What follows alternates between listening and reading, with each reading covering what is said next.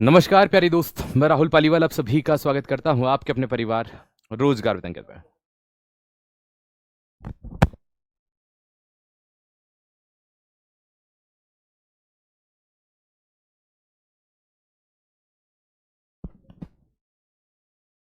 नमस्कार प्यारी दोस्त, एंड आप सबसे पहले तो मैं माफ़ी चाहूँगा आप सभी से। आपकी क्लास 7 बजे होती है, लेकिन किसी कारणवश आपकी क्लास सिर्फ आज के लिए 9 बजे की गई है। बाकी यथावत मंडे से वापस आपकी क्लास शाम 7 बजे ही चल रही होगी। सिर्फ आज के लिए एडजस्ट कर लीजिए। चलिए तो प्यारे दोस्त, शुरू करते हैं आज की क्लास को। किसी है ना, आज के लिए एडजस्ट कर लीजिए, 9 बजे की गई है। बाकी की आपकी क्लासेस यथावत उसी समय रहेगी। हम क्या पढ़ रहे थे? मानव जीवन में रसायन पढ़ रहे थे, केमिकल इन डेली लाइफ पढ़ रहे थे। तो प्यारे, वही चीज को हम यहां से आगे लेकर के चलेंगे, ठीक है? और जुड़ जाओ प्यारी दोस्त।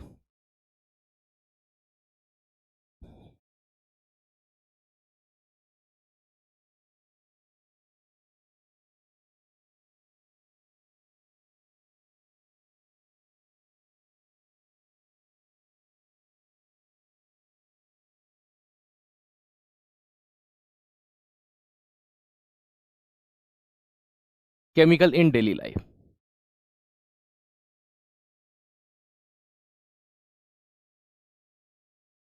थोड़ा दैनिक जीवन में रसायन। और इसी के साथ आज का जो महत्वपूर्ण बिंदु बनेगा वो क्या बनेगा? फ्यूल मतलब ईंधन, और गैसेस लॉ।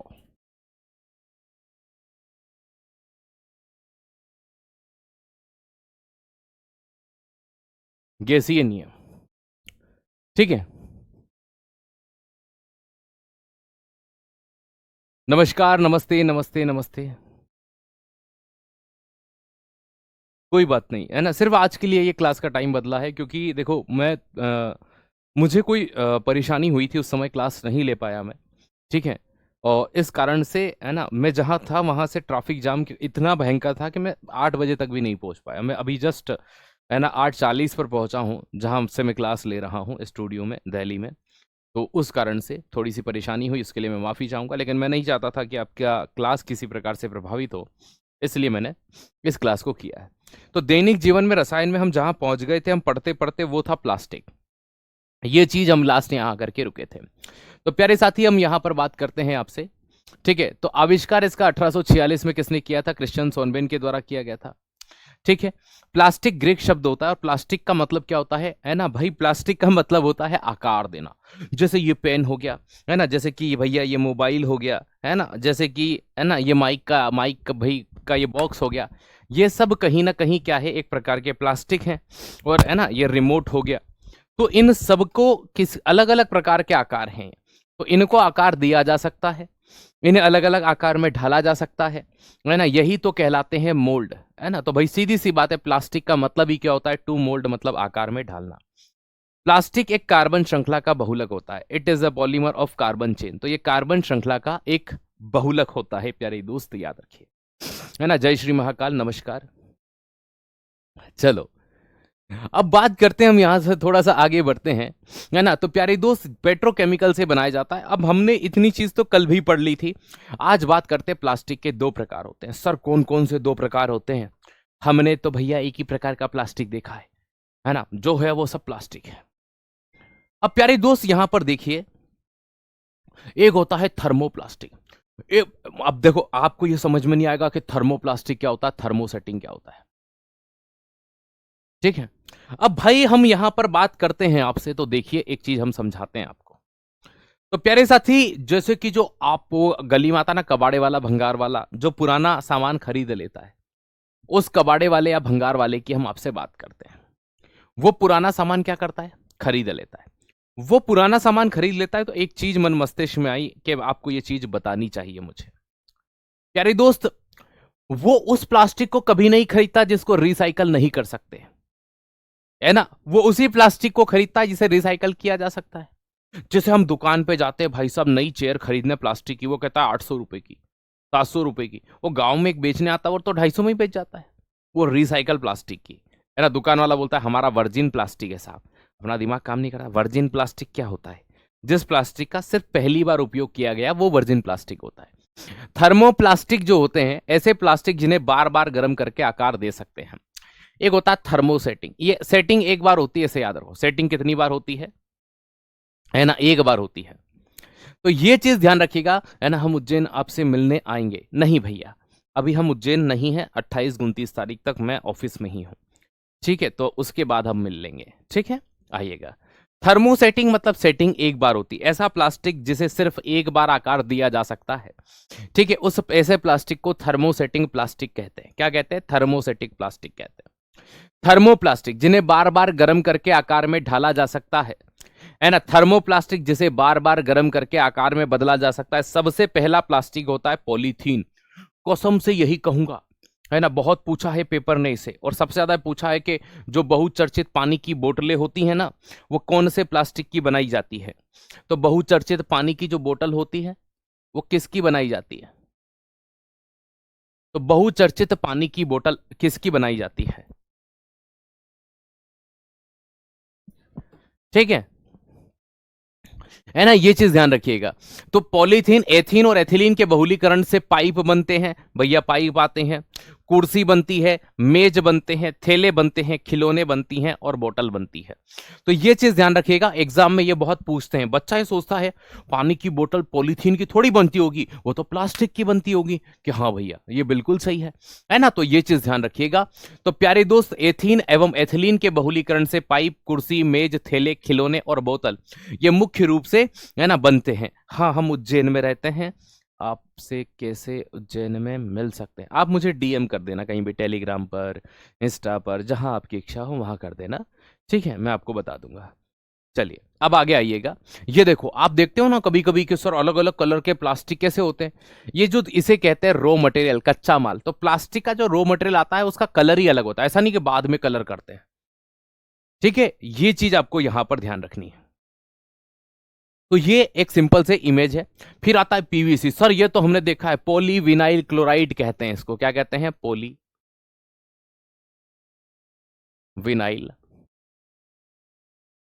क्लोराइड।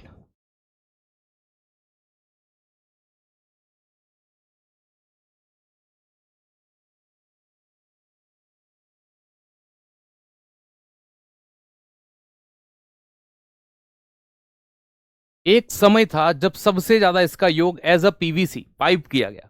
तो पीवीसी पाइप के तौर पर इसका बहुत बड़ा यूज हुआ। विनाइल क्लोराइड के बहुलीकरण से जलापूर्ति पाइप, खिलौने, बैग, है ना, रक्त रखने वाले बैग, ये सब बनाए गए। तो इन सब के निर्माण के लिए इसका उपयोग किया गया। दोस्त यहां पर इसको ध्यान रखना। एक्रिलाइट, कांच के स्थान पर जो कॉन्टेक्ट लेंस बनते हैं, है ना, वो किसके बनाए जाते हैं? एक्रेलाइट के बनाए जाते हैं, कांच के स्थान पर। तो कांच के स्थान पर बनने वाले जो कॉन्टेक्ट लेंस होते हैं, प्यारे दोस्त, ये चीज ध्यान रखिएगा, वो एक्रेलाइट प्लास्टिक के बनाए जाते हैं। किसके बनाए जाते हैं? एक्रेलिक प्लास्टिक के बनाए जाते हैं। अब आपने एक चीज देखी होगी कि नंबर 2 पर आपने अभी क्या पढ़ा? PVC, polyvinyl chloride. Vinyl chloride के बहुलीकरण से पाइप बनते हैं, रक्त रखने वाले बैग बनते हैं, खिलौने बनते हैं। ये सब ऐसे पाइप जो होते हैं, हमारे यहाँ कास्ता के पाइप बोलते हैं इनको, आपके यहाँ जो भी बोलते हो, खेतों में भी यूज होते हैं, घरों में भी यूज होता है। पीवीसी के पाइप होते हैं, पॉलीविनाइल, ये भी एक प्रकार का प्लास्टिक है, थर्मोसेटिंग प्लास्टिक। अगला थर्मो प्लास्टिक है। थर्मोप्लास्टिक में अगर आता है एक्रिलाइट। देखो आपने को डायलॉग सुना होगा, जिनके घर कांच के होते हैं बाबू मशाई, वो दूसरे के घरों पर पत्थर नहीं मारा करते। लेकिन अगर मान लो उन्होंने कांच की जगह प्लास्टिक लगा दिया तो वो तो मार सकते हैं, प्लास्टिक थोड़ी टूटेगा। तो ये कांच की तरह दिखने वाले प्लास्टिक होते हैं, एक्रेलाइट बोलते हैं। कांच के स्थान पर कॉन्टेक्ट लेंस बनाने के लिए यूज करते हैं। टेफलोन कहते हैं, कहीं कहीं टेफालोन कहते हैं, वास्तविक नाम इसका टेफलोन होता है। रियल नेम इसका क्या होता है? टेफलोन होता है ना। जब हम इंग्लिश से इसको ट्रांसलेट करते हैं तो ये टेफलोन आता है, नॉर्मली इसका नाम क्या है? टेफलोन। नॉन स्टिक कुकिंग बर्तन के अंदर मुख्य रूप से किसका यूज किया जाता है? टेफलोन का यूज किया जाता है। लेकिन जब आप इसको देखते हो कि किसके बहुलीकरण से इसको बनाया जाता है, तो पॉलीटेट्राफ्लोरोएथेन के बहुलीकरण से इसको बनाते हैं। ये काले कलर के बर्तन होते हैं जिन पे खाना नहीं चिपकता है। तो प्यारे दोस्त, ये चीज ध्यान रखिएगा, ठीक है। तो इनमें कभी भी क्या नहीं चिपकता है? खाना नहीं चिपकता है, प्यारे दोस्त, ये चीज ध्यान रखें। हाँ, बाथरूम में भी उस प्लास्टिक का यूज होता है, कॉन्टेक्ट लेंस वगैरह में इस तरह के। ये एक्रिलाइट शीट आती है आजकल, तो भैया दरवाजों है ना पे, खिड़कियों पे इस तरह की एक्रिलिक शीट भी लगाते हैं, है ना, ये चीज है। हाँ, साइन बोर्ड के अंदर भी यूज करते हैं। पहले क्या करते थे भाई साहब, लोग तोड़ देते थे, तो आजकल इसका यूज करते हैं। अगली चीज थर्मोसेटिंग। देखो सेटिंग क्या होती है, एक बार सेटिंग होती है, बार बार सेटिंग नहीं होती। एक बार ढालने पर पुनः नहीं ढाले जाएंगे, once mould will not be remould, है ना। तो याद रखना सबसे पहली चीज आती है बेकेलाइट। तो बेकेलाइट वो प्लास्टिक होता है, हाँ धन्यवाद आपका। ये भी देखो प्लास्टिक की बोतल है, कौन सा प्लास्टिक है ये, थर्मोसेटिंग है कि थर्मोप्लास्टिक है, इट्स थर्मोप्लास्टिक।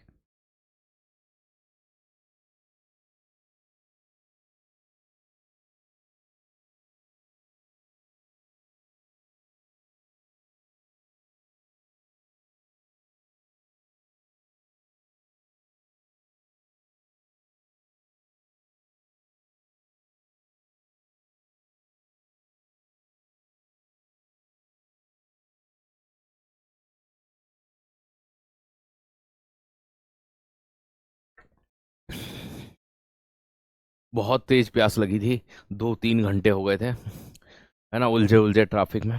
थोड़ा सा और पी लूं, बस थोड़ा और बचा है।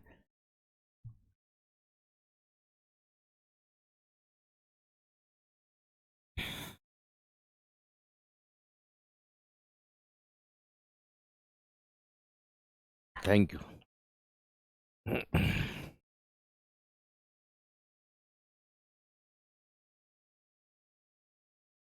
ठीक है, अब देखो थर्मोसेटिंग ऐसा प्लास्टिक जिसकी सेटिंग एक बार होती है, मतलब एक बार आकार दे दिया सो दे दिया, बार बार आकार नहीं दे सकते। जैसे कि ये बिजली के स्विच, ये जिस प्लास्टिक के बने होते हैं, जैसा आकार देना, एग्जाम में सीधा प्रश्न आता है, बताइए वह कौन सा प्लास्टिक होता है जिसे एक बार आकार दिया जा सकता है, thermosetting.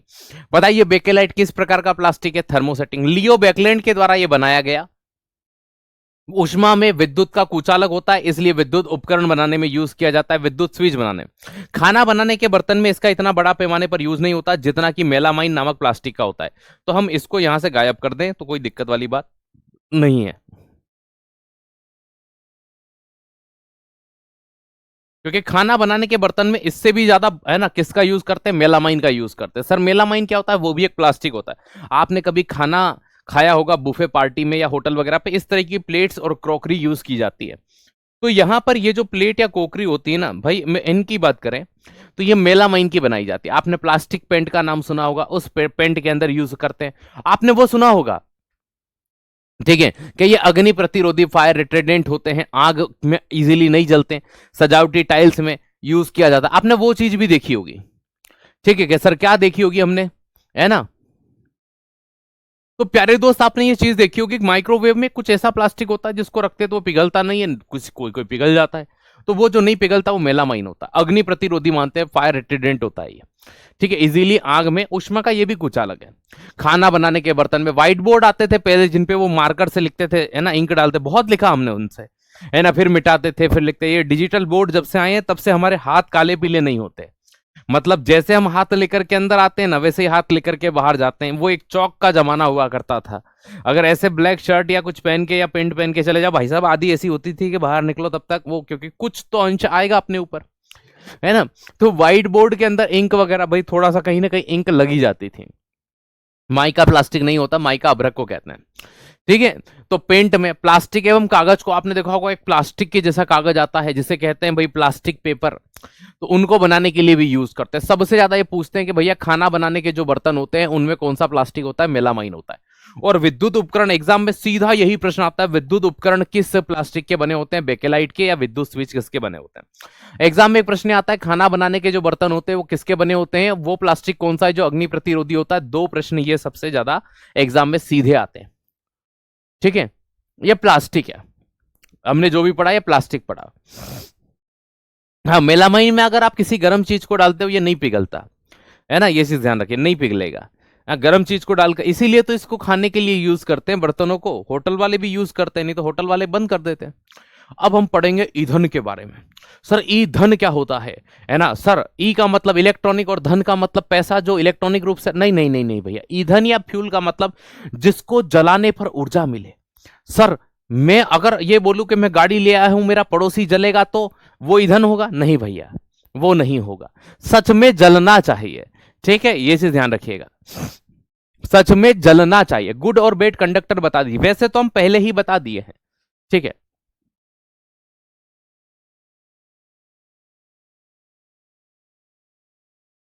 Sir Ujjain seriously sir कहाँ रहते हैं? मैं हनुमान नाका नाना खेड़ा से।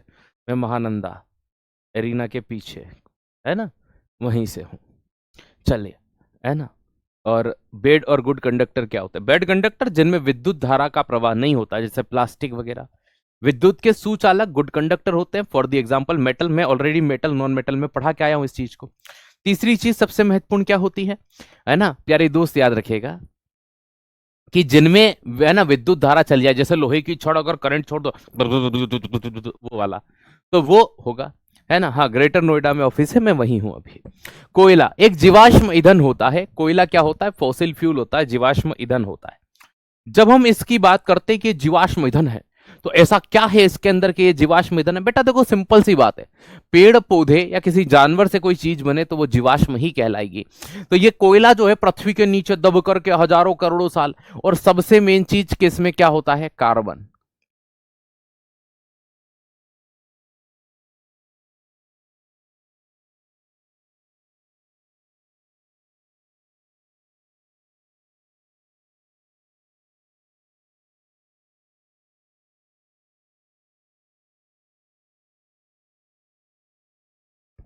तो इसमें कार्बन पाया जाता है।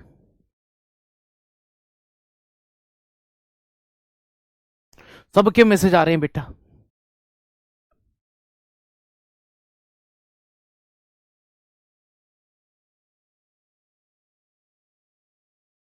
चलो, है ना, ये चीज ध्यान रखिएगा। चलो, अब कोयले के प्रकार होते हैं। कोयले के प्रकार होते हैं।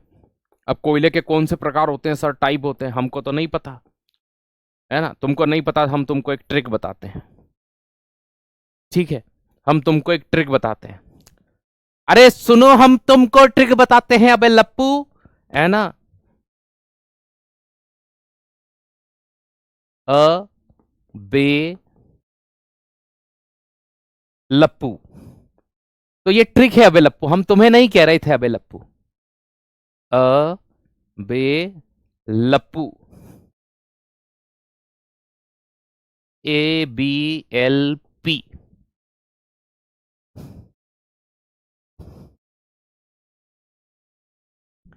अबे लप्पू। चलिए, चार प्रकार का कोयला होता है अबे लप्पू, ABLP। चलिए, ठीक है।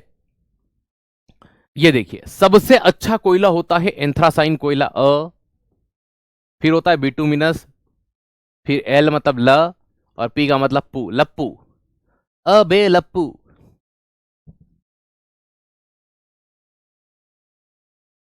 ठीक है,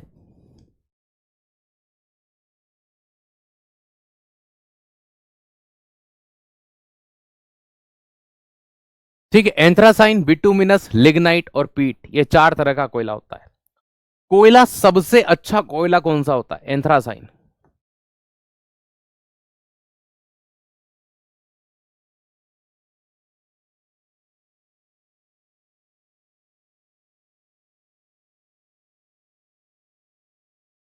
बेस्ट क्वालिटी का कोयला होता है पीट कोयला,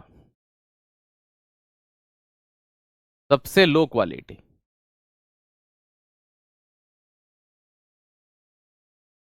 निम्न गुणवत्ता। तो मैंने आपको जो अबे लप्पू ट्रिक बताई ना, ABLP, ठीक है, ठीक है, अबे लप्पू। तो ये चीज आप यहां पर ध्यान रखिएगा, ABLP, ये सीक्वेंस में कोयला। अबे लप्पू, ए मतलब एंथ्रासाइन सबसे अच्छा, उससे है ना कम वाला बिटुमिनस, उससे कम वाला लिग्नाइट, उससे कम वाला पी मतलब। अब देखो, कोयला कभी कभी इंसान बना भी लेता है।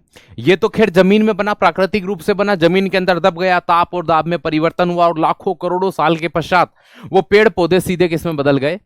लकड़ी के अंदर बदल गए। तो कोयले में परसेंटेज की मात्रा के आधार पर सबसे ज्यादा कार्बन का परसेंटेज जिसमें ज्यादा होता है वो अच्छा कोयला होता है, जिसमें कम परसेंटेज होता है वो घटिया कोयला होता है। अब बात यहां पर निकलकर यह आती है कि इंसानों ने भी कुछ कोयला बनाया, ठीक है। कैसे बनाया? तो लकड़ी को क्या किया, ठीक है।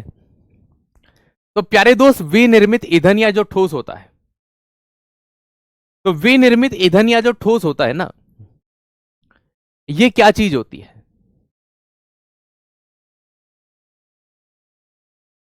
जमीन में कोयला कहां से आता है? देखो भैया, मुझे एक बात बताओ, तुम्हारे पेट में खाना कहां से आता है?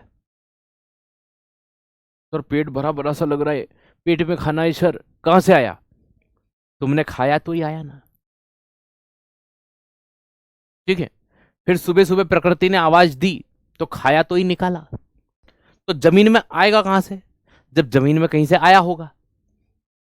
आई बात समझ में? और निकाला कहां से? क्योंकि जमीन में कहीं से आया होगा तो निकाला होगा। जब पेट में आया ही नहीं तो निकालोगे क्या? सेम चीज वहां भी है, सिंपल सी बात है।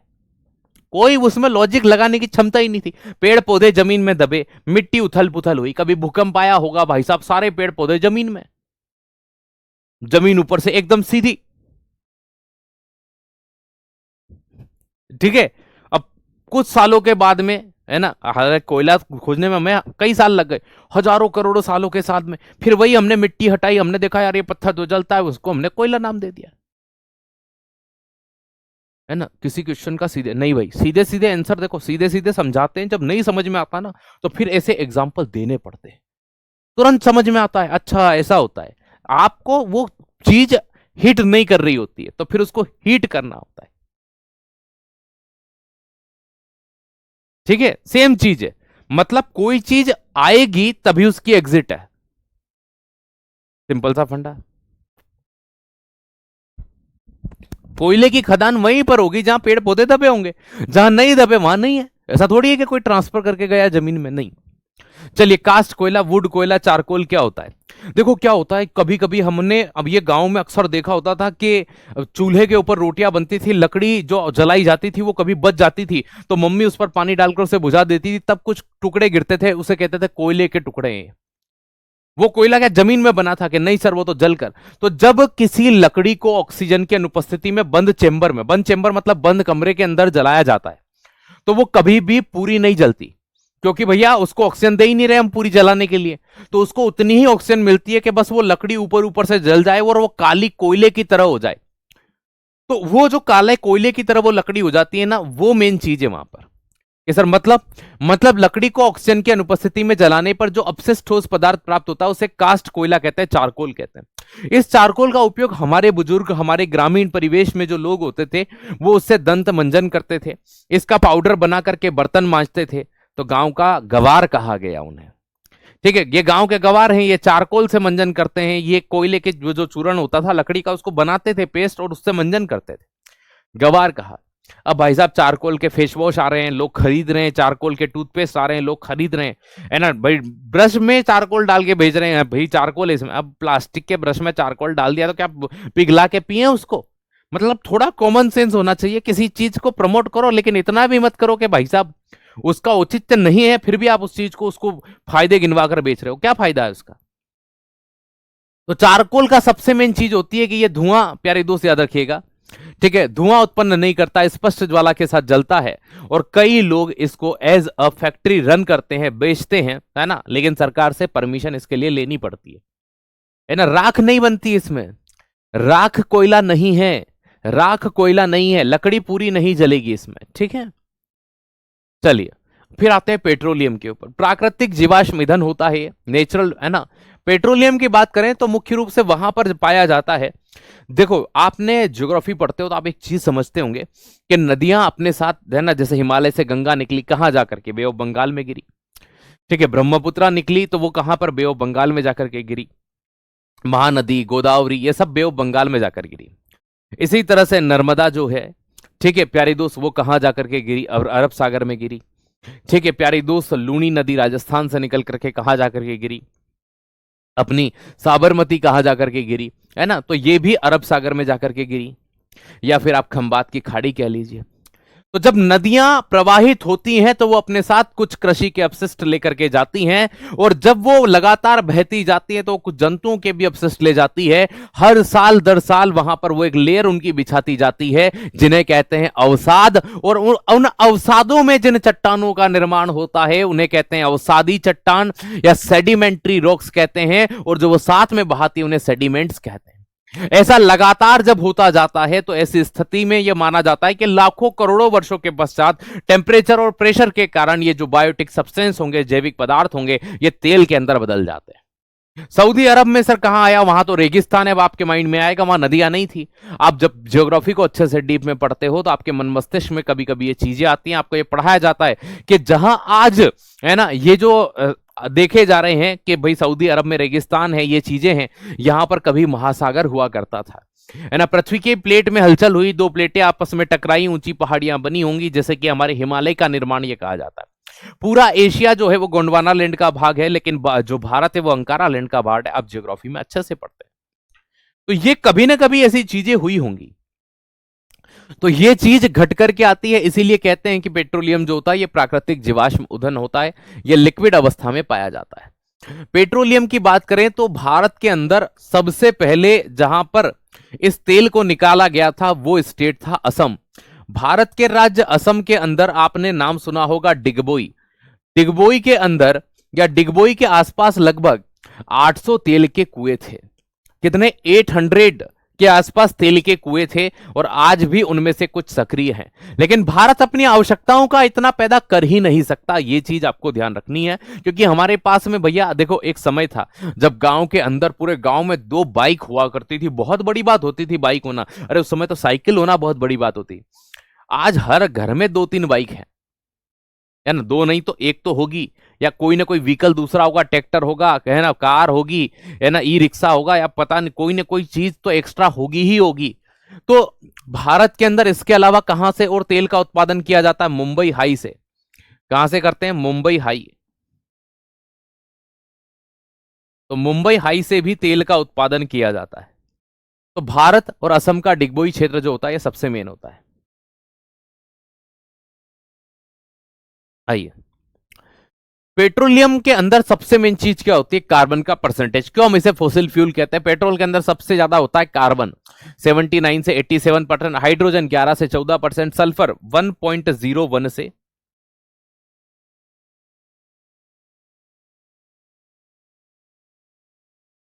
1.01 से 3.5% तक क्या पाया जाता है?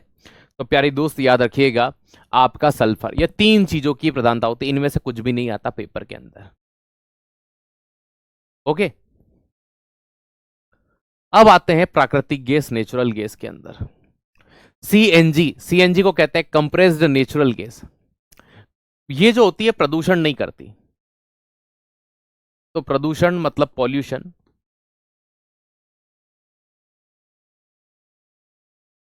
नहीं करती, इसलिए जब भी आप कहीं पर सीएनजी गैस को देखोगे इसे ग्रीन कलर में देखोगे, तो ये मतलब होता है कि ये मुख्य रूप से प्रदूषण नहीं करने के लिए जानी जाती है।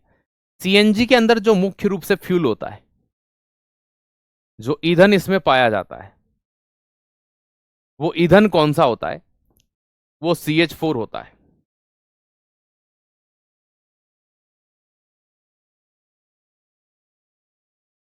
मेथेन होता है। तो फ्यूल मुख्य रूप से कौन होता है? मेथेन होता है, CH4 होता है। चलिए अगली की बात करते हैं, एलएनजी, लिक्विफाइड नेचुरल गैस। अभी हमने सऊदी अरब के साथ डील की है इसके लिए, है ना। सर एलपीजी आप गलत पढ़ा, नहीं वो अलग है, लिक्विफाइड नेचुरल गैस, है ना। सीएनजी और एलएनजी में बस इतना अंतर होता है, दोनों में जो फ्यूल है ना, जो ईंधन होता है मेन, वो मेथेन ही होता है, CH4 ही होता है। लेकिन ये पूर्ण रूप से लिक्विड में पाई जाती है और हैवी व्हीकल जैसे ट्रक वगैरह में यूज की जा सकती है। तो ये चीज ध्यान रखो, सीएनजी कंप्रेस नेचुरल गैस होती है, एलएनजी लिक्विफाइड नेचुरल गैस होती है। आज भारत में लगातार धीरे धीरे इनकी संख्या बढ़ती जा रही है, और भारत के अंदर इनकी संख्या बढ़ने का एक कारण यह भी है कि एलएनजी के ट्रक और एलएनजी के ऊपर सरकार अब थोड़ा सा व्यय कर रही है, एलएनजी आयात कर रही है। तो सीएनजी के बाद अब जो दूसरा नंबर है वो एलएनजी का है। अब ऐसी ही कुछ गैसेस इंसानों ने बनाई जिन्हें कहते हैं विनिर्मित गैस। देखो आज के समय में तो हर इंडस्ट्री या हर उद्योगपति को सरकार बिजली, है ना, बहुत ज्यादा मात्रा में दे रही है। एक ऐसा दौर था जब सरकार के पास न गांव वालों को देने के लिए बिजली थी, न कृषि वालों को देने के लिए बिजली थी, न उद्योगपतियों को देने के लिए बिजली थी। उस दौर के अंदर क्या किया गया कि भाई कोयला दे रहे हैं, कोयले से उद्योग चलाइए, आपको जैसा करना है वैसा करिए। अब ऐसी स्थिति में कोयले से क्या करते थे कि बहुत सी इंडस्ट्री ऐसी होती है कि जहां कोयले से डायरेक्ट काम कर लिया जाता है, लेकिन कहीं कहीं पर टेम्परेचर मेंटेन करना होता है। तो एकदम कोयला जल रहा है, तापमान ज्यादा है, एकदम से कम कैसे करेंगे? तो वहां प्रॉब्लम आती है, क्योंकि अब पानी डालोगे तो वो भट्टी बुझ जाएगी यार, ज्यादा कम हो जाएगा टेम्परेचर। तो ऐसी स्थिति में क्या किया गया, कोयले को एक ऐसा प्लांट बनाया गया जहां कोयला जलाकर एक गैस बनाई गई, जिस गैस का नाम दिया गया कोल गैस। उस गैस में मुख्य रूप से हाइड्रोजन और मीथेन की प्रधानता थी, और उनको एज अ फ्यूल यूज किया गया, ईंधन के तौर पर प्रयोग किया गया। इसी तरह से उस कोयले को जला करके जो गैस बनी, उस पर जब पानी की या जलवाष्प को छोड़ करके एक गैस का मिश्रण तैयार किया गया, इसे वाटर गैस कहते हैं। एग्जाम के अंदर प्यारे दोस्त याद रखिएगा, इसको कहते हैं एग्जाम में आपको हिंदी मीडियम के बच्चे याद रखना, सीन गैस के नाम से पूछते हैं कि सीन गैस किसका मिश्रण है, इंग्लिश में वाटर गैस लिखा हुआ आता है।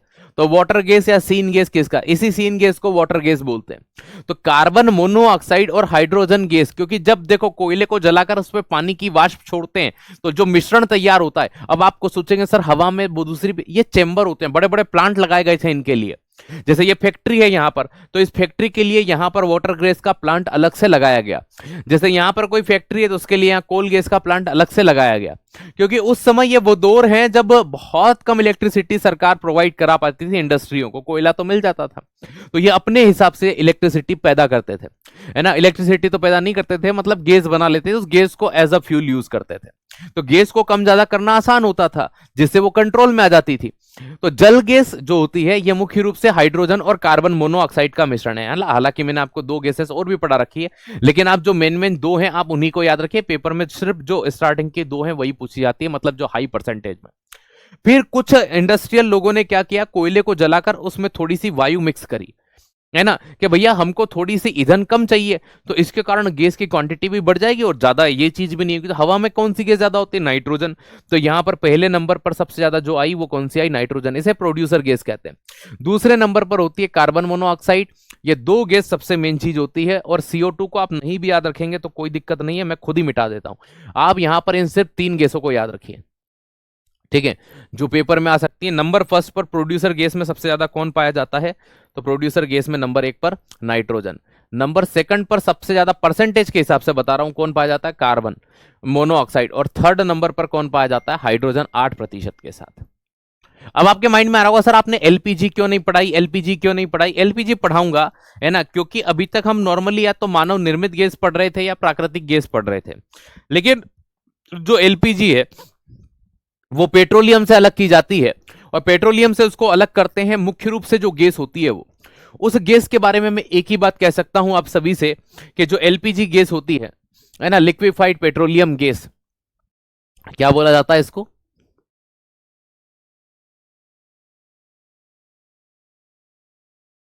लिक्विफाइड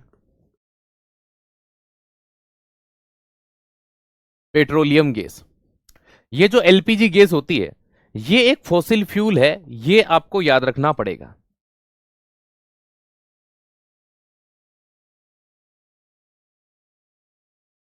ये एक जीवाश्म ईंधन ही तो है, पेट्रोलियम से अलग हो रहा है। किससे प्राप्त हो रही है, पेट्रोलियम से प्राप्त हो रही है। पेट्रोलियम क्या था, जीवाश्म ईंधन का। इसके अंदर मेन जो फ्यूल होता है, मेन जो ईंधन होता है वो कौन सा होता है,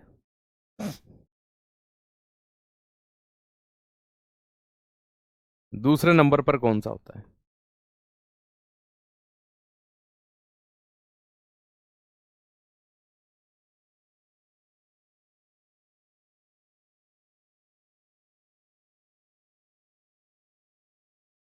एक होता है ब्यूटेन, एक होता है प्रोपेन। 75% प्लस पाई जाती है ब्यूटेन, और 24% के आसपास क्या पाई जाती है, प्रोपेन पाई जाती है। तो ब्यूटेन और प्रोपेन का कॉम्बिनेशन होता है 75% और 24%। हाँ, पहले के समय में कोयले से भाप, है ना, बना करके भी ट्रेन चलाई जाती थी और कोयले से सीधी भी ट्रेन चलाई जाती थी। ओके, चलिए, तो फ्यूल की बात कर ली हमने, लेकिन ये इसमें स्मेल या गंध के लिए क्या मिलाते हैं?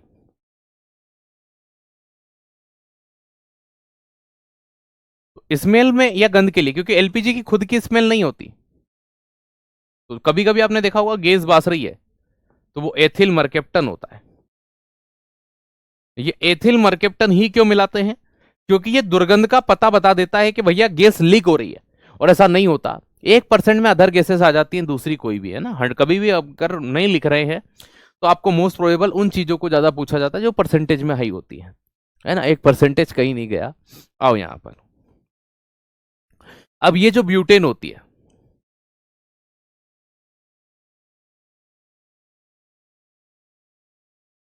सिगरेट के जो लाइटर आते हैं, उन लाइटर में कौन सा फ्यूल होता है? तो ब्यूटेन ही होता है।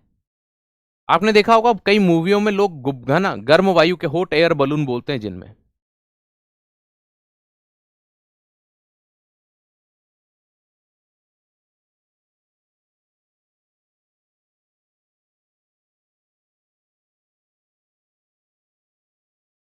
तो गर्म वायु के गुब्बारों में कौन सी गैस भरी होती है? तो गर्म वायु के गुब्बारों में प्रोपेन।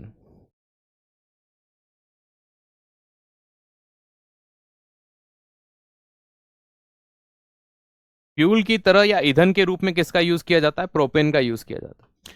आग लगाते हैं नीचे से, तो ये चीज ध्यान रखिएगा।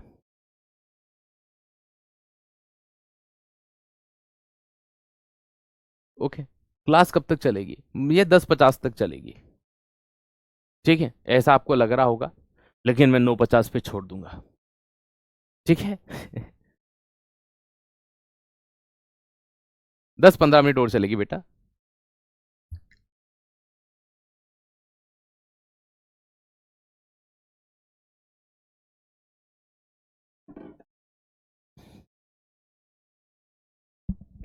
बायोगैस, बायोगैस को हमारे देसी लैंग्वेज में कहते हैं गोबर गैस, ठीक है?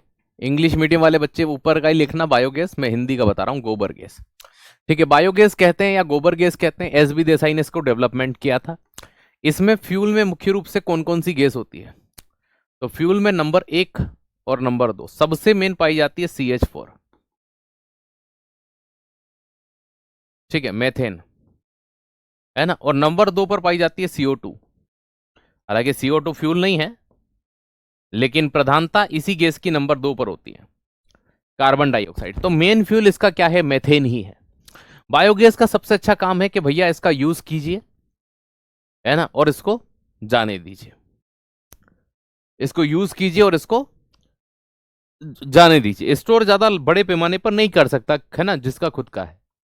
अरे नहीं भाई, आज इतनी लेट क्लास का कारण मैं बता चुका हूं, क्लास के अंदर 7 से होती है, लेकिन आज कारण लेट क्यों हुए ये भी बता चुका हूं, है ना। और 50 मिनट से ज़्यादा मैं क्लास नहीं लूंगा। मैं जानता हूं आपको नींद आ रही होगी, आप दिन भर से क्लास ले रहे होंगे, आपको थकान होगी, ठीक है? तो अभी हारा तो नहीं हूं, थक कर बैठा तो नहीं हूं, ठीक है? तुमको लगता है मैं टूट गया, लेकिन मैं इतना टूटा भी नहीं हूं। तुमको लगता है मैं टूट गया, लेकिन मैं इतना टूटा भी नहीं हूं, ठीक है? चमकूंगा एक दिन, है ना, और तुम्हें नजर आऊंगा, ठीक है? अपनी आंखें संभाल कर रखना, मैं इनमें एक दिन जरूर खटक जाऊंगा। अपनी आंखें संभाल कर रखना, मैं इनमें एक दिन जरूर खटक जाऊंगा। उन खटकती आंखों से तुम मेरी कामयाबी को देखोगे, ठीक है? तुम खटकती आंखों से मेरी कामयाबी को देखोगे। उस दिन, उस दिन तुम यकीन मानो, उस दिन तुम यकीन मानो, अंतर मन से, अंतर मन से जल बैठोगे, है ना। तो कुछ लोग होंगे आपके, है ना, अड़ोस पड़ोस में होते ही हैं, और उनको जलाओ जितना हो सकता है। बायोडीजल, देखो क्या होता है, रतनजोत होता है, अलसी होता है, सरसों होता है, जोजोबा होता है ना। ये कुछ पौधे हैं, है ना। आपने जेट्रोफा का नाम सुना होगा, तो ये जेट्रोफा को ही रतनजोत कहा जाता है। तो इन जेट्रोफा की हम बात करते हैं, रतनजोत की हम बात करते हैं, तो इनसे बायोफ्यूल बनाया जाता है, जो मुख्य रूप से डीजल है, बायोडीजल जिसे कहा जाता है। ठीक है, 9:45 पर रैपिड फायर है सर हमारा। ठीक है, कोई बात नहीं, हम छोड़ देंगे आपको। ठीक है, इसके बाद ही छोड़ देंगे, है ना, आज की क्लास यहीं तक। अब मंडे को कर लेंगे, कोई बात नहीं, है ना। तो ये बायोडीजल हो गया, इसके बाद फ्यूल नहीं बचेगा कुछ भी। अब गैसेस लॉ बचे हैं, तो वो हम आपको मंडे को करा देंगे, कोई बात नहीं। ठीक है, थैंक यू सो मच। जय हिंद जय भारत। आज के लिए इतना ही, कोई बात नहीं। आपकी कोई अगर अन्य क्लास है तो आप, थैंक यू सो मच। वैसे तो नहीं होती है, मुझे पता है, लेकिन आप कह रहे हो तो आज मेरी है, तो मैं आज आपकी बात मान लेता हूँ। Thank you so much. जय हिंद जय भारत।